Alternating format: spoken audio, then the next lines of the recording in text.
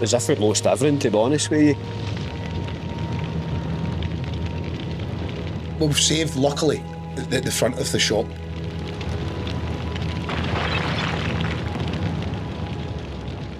In the heart of Kilmarnock, a fire tore through the high street, leaving Nicky Brown's tattoo shop in devastation.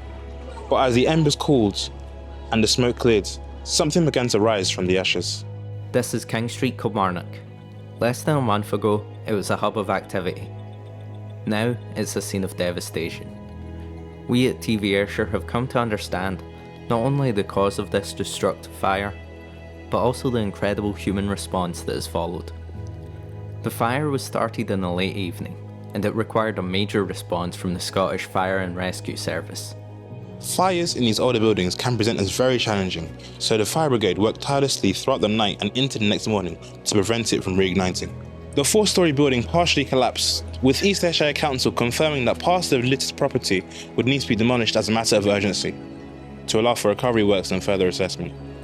But for the business owners who called this building home, the questions are a little more immediate. What next? How can we begin to rebuild?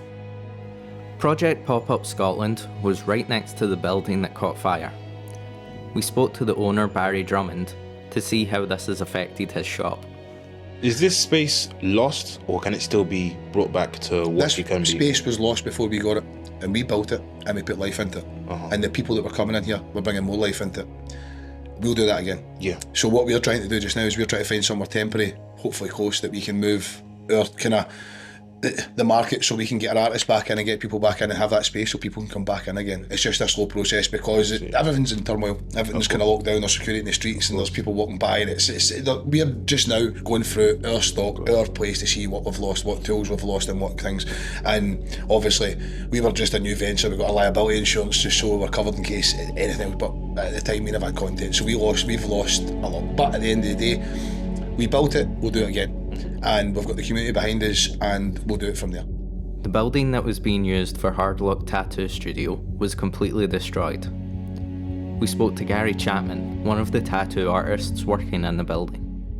Well, I got a phone call to say there was a fire near Boots, which is here. But for some reason, I just assumed that it wasn't my shop. So I decided I would jump in the car and come down a wee run. And by the time I come down, get parked down there, same time I noticed it was a shop and everything. I think the roof had come down at the same time when it pulled up, like. And we were just in disbelief, to be honest with you. It took a while for it to sink in. It didn't really properly sink in for a couple of days later. How long was the shop open before? We'd only been open maybe 5 weeks. It was quite quickly. It was quite kind of quick. We weren't open that long at all, Ken. We were actually just kind of finning our feet and that in it. And when you came in and when you saw that there was no chance of reviving the shop, how did that make you feel? As if we'd lost everything, to be honest with you, Ken, because we're obviously worrying no source of income. We've still got bills running back home and stuff like that. It was just a worry, Ken, like a massive worry. We also spoke to some members of the public to find out what they thought about the fire. Okay, how does it feel to see something like this almost so close to home? Yeah, it's a blow, as I say, it's a blow to the town, that's for sure. I mean, there's no many shops here as it is, without them burning them down.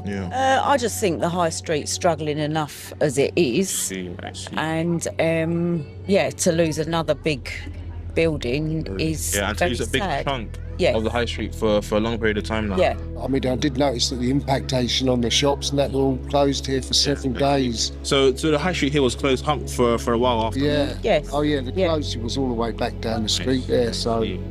Although the fire is devastating to the town, there are positives for us to look to. Are you planning to continue tattooing now? Oh, definitely. Aye. I wouldn't give up on tattooing. Where are you going to be? Where are you going to be tattooing now? We've managed to get some premises over in Bank Place, in Bank Place and out, and everything's went to plan so far.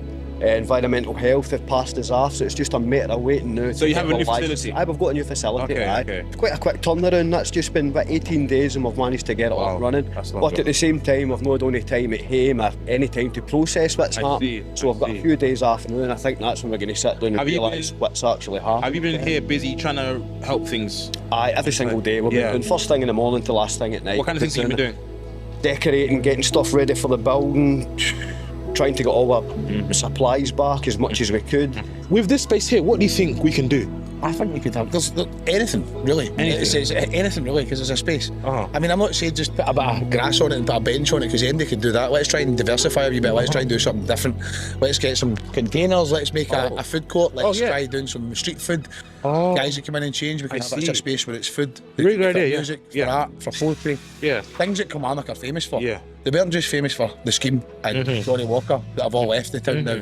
They were famous for a lot of different things. Ayrshire itself is famous for a lot of things. And now we've got an opportunity where we can pull it together as a community. Highlight all that. Start and do fresh. all that. It's not even afresh. Let's just start. Let's just do something. Don't worry about the stuff that's happened, because it's happened. We can't change it. There's nothing we can do about it. It's happened. But what we can do now is we can change how we perceive Kilmarnock, how we perceive our town, how we perceive people in it, and build a community. Anybody wants to get involved in that community, not change it to be their community, be part of a community. After the fire, a GoFundMe was started to support the Hard Block Tattoo Studio. And with support from the community, £28,405 was raised. Project Pop-Up Scotland has also started a GoFundMe, which has so far managed to raise £6,340, an amazing 63% of their £10,000 target. It's incredible to see members of the community come together in supporting these businesses. This event will be remembered for the speed and the depth of the kindness for the community. In Kilmarnock, a building has burned, but the community spirit has been ignited. A story of devastation has uncovered a story of profound hope. My name is Jonathan Taiwo. I've been presenting for TV Ayrshire. Thanks for watching this instalment of TV Ayrshire. If you'd like to keep up to date with our news coverage, be sure to subscribe so you don't miss our next video. And why not check out some of our other content, such as our Hidden Ayrshire series or some of our sports coverage. We'll see you next time.